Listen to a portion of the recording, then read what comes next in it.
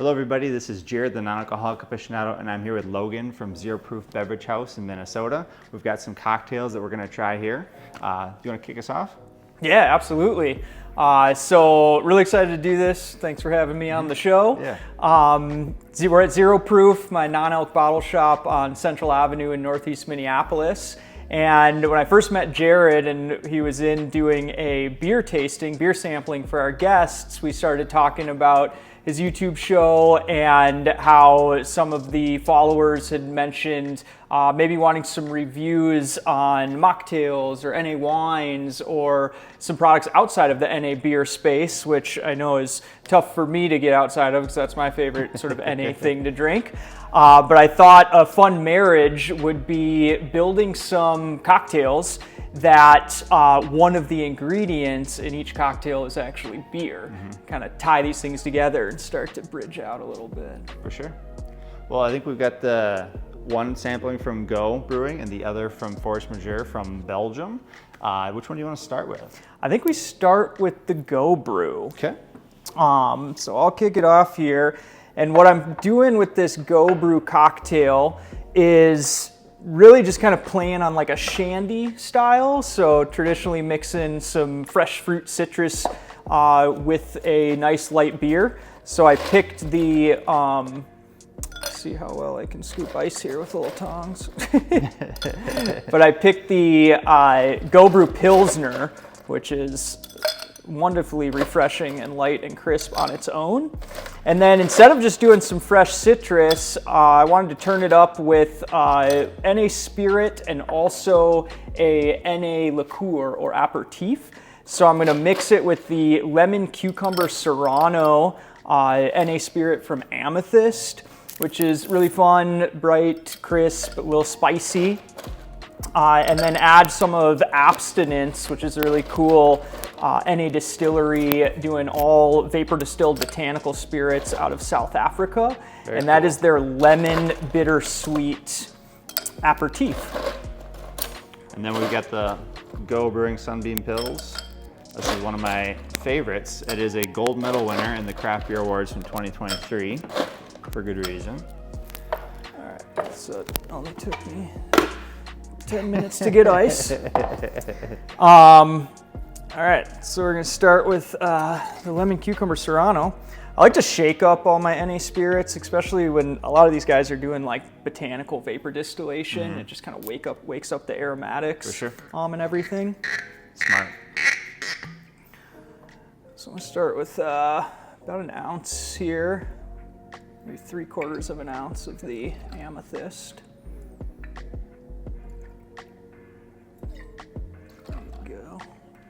And this is actually my 65th video on the channel, but it's my first non-alcoholic cocktail video. So, wow, thank you for helping make that happen. Thank you, my pleasure.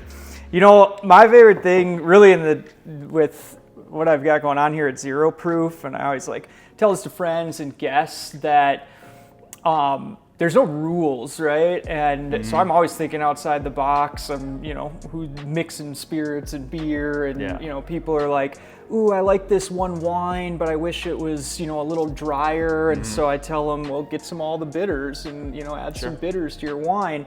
And so many people that come from in the past, drinking traditional alcoholic beverages, especially in the wine world, they're like, "Sacrilege! I would never put bitters in my wine." And I was like, "Well, welcome to this side of the coin." We're like, all we're doing is having fun, right?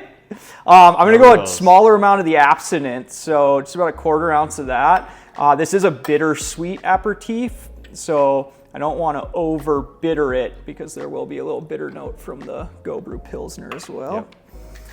So easy peasy, 3-part cocktail. Start with the 2 spirits and then just grab yourself a Sunbeam, suspended in Sunbeam Pils, and top her off. Delicious. We might want a little stir stick. Right down by you. Do you see that little stir stick in there?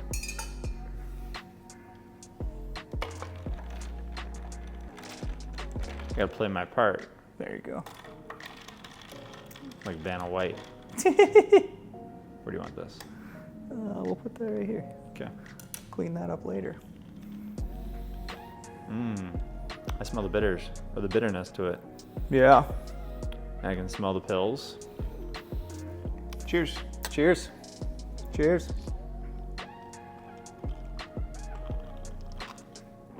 Ooh. That's pretty good. I like it. Yeah. The Serrano's like super subtle. It's more herbally than it is spicy, I think, on the back end. I can taste that pepper essence though. Yeah. It's there. But it isn't spicy, you're right? It's more herbal, for sure. It's really good.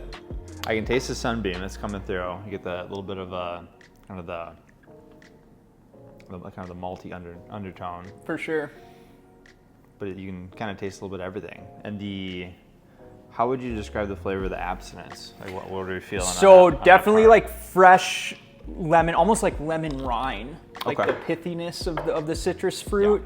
With a couple other botanicals like gentian that kind of lean towards the bittering agent to make it bittersweet. This is really good. Yeah, I like it.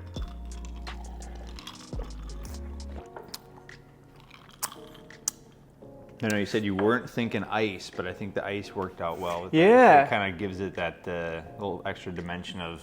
Yeah, and I think with definitely with the aperitif or the kind of like liqueur side of the NA spirits, there's sugar in here, you know, to kind of balance and add texture. So when using products like that, ice is good. It dilutes a little bit, like cuts that viscosity down, but still makes the drink like this sort of softens it. Like there's a sharpness to the Sunbeam Pilsner on its own, right? Which is great and refreshing on its own. And I think this makes it a little more round. And for me, a cocktail like this, especially on hot summer days, you know, sitting outside, it does two things, kind of like slows down the enjoyment, because like when I'm cranking Pilsners out on the patio, I'm going through these things pretty quick. I'm glad it's just not me. So yeah, you gotta give it a name. It needs a name. We're gonna call it Bitter Shine. Bitter Shine, I like that. At Zero Proof, we got wine. At Zero Proof, we got beer. At Zero Proof, we got all the NA spirits. And so much more. All right, everybody, we're back with our cocktail number 2. And if you haven't subscribed already, please do. We just went over the threshold of 250 subscribers. If you're viewing this later in the year, it is now August of 2024. Perhaps we're at 500, maybe we're at 1,000, who knows? But be one of the subscribers, it'd be really cool if you did. All right, Logan, what do we got next? All right, next cocktail. So after having that bright, refreshing, you know, sort of late afternoon, sun still's up, Shandy, cooling down in the evening, you know, you're watching sunset, it's time for something a little fuller, a little richer, a little darker. For sure. So I'm doing a riff on a sangria, traditionally made with wine, but I'm using beer, and the beer I'm using is from Force Majeure. It's fully 0-0 brewery out of Belgium, making really awesome sort of true to form Belgian style non-alcoholic beers. So this is their Kriek. They're sort of like cherry berry, you know, lambic style. Not as sour, but a good full sweetness, kind of fruit driven. Going to be a great replacement for a traditional red wine in this drink.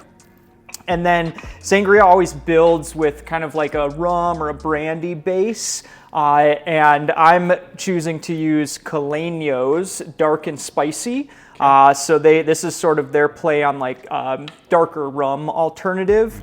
Good aromatics, got that kind of tropical baking spice note to it and a little sweetness. I'm gonna go with about a ½ ounce of that because we're going in a shorter cup here.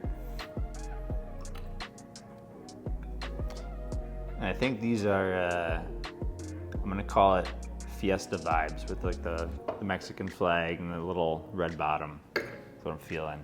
You got it. We're here to fiesta. And then to bring that little wine note flavor aroma, chose to pull in, instead of using an NA wine, Roots de Vino, which does a Blanc and a Rosso or red kind of sweet vermouth alternative. Nice. So traditionally, vermouths are made from wine. They're fortified wines. And so these guys are kind of doing the same thing in an NA version. Cool. So we'll use a nice little tap of that. Another 1/4 ounce there.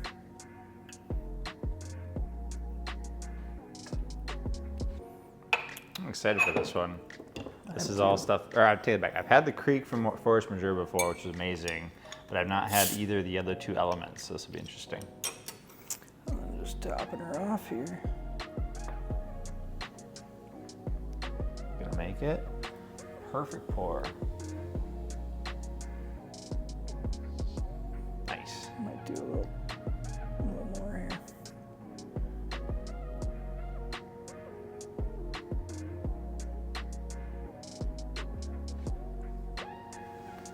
That's perfect. All right. So what are you predicting this is gonna taste like? Like how are you projecting it to taste? I am. From your knowledge of the ingredients. 'Cause Yeah. this is the first time you've made this. This is the first time I've made this. So what do you is think? it that clear? No, it's not. So I've like conceptualized these drinks, Yeah. and then I was like, I'll just put them together when we get there. When I conceptualized this, and I was starting to think about this idea of creating beer cocktails for Yeah. this episode of the show, over the last couple weeks, I have been drinking a bunch of different beers, and as I usually do, but constantly over the last 2 weeks of drinking beers, I'm thinking of not what this beer is about, but what kind of cocktail could I make with it? Sure. So when I had that, I immediately thought of like, what kind of cocktails are out there that have like a sweetness or a richness or a berry type flavor to it? And sangria made a lot of sense. The ingredients that I picked with the Roots Divino and the Coleño Dark and Spicy, I have a sense that this is gonna have like a little bit of a, what I would call a holiday flavor to it. Okay. With, think, you know, kind of like a, like cranberry punch, like star anise, clove, things like that. But I think the sweetness of the Creek is really gonna balance that kind of spice note. It smells like it smells like what the Creek tasted like when I had it straight up. Okay. I definitely get like some of that vanilla caramel, kind of like Coleño rum note. Cheers. Cheers. Ooh. You said vanilla, right? I get that. Yeah. It's there. That's really good. That's really good. I think the Force Majeure sweetness got tamed a little bit by the Roots Divino. Yeah, the Roots Divino. Divino, That's sorry. that like almost like tannin, Yeah. like kind of bitter, like center of my tongue is where I get that flavor. Yeah, that's spot on. Yeah, it's really good. It's still summery. There's still like a brightness to it. Yeah. Because it's like that kind of tart cherry almost with Yep. the Creek.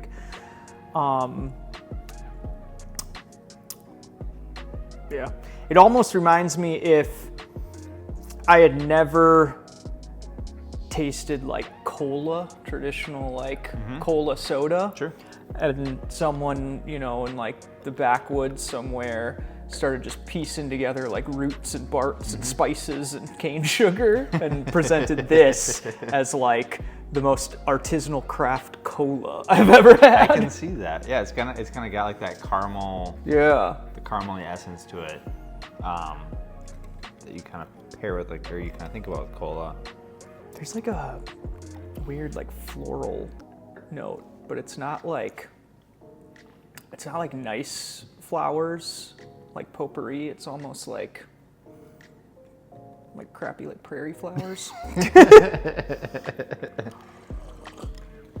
I like it. I really like. I think I'm gonna give it so I have a scale 1 to 5 for my drinks. Okay. 1, I wouldn't have it again. 2, I'd buy it on sale. 3, I'd pay full price. 4, I'd drive 2 towns over to buy it. And 5, I'd buy up all the stock. Okay.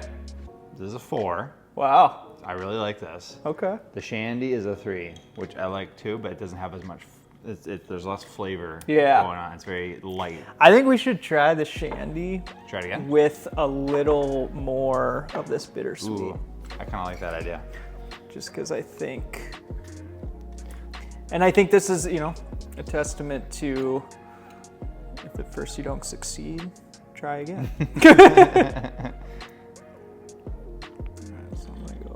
This might transform it.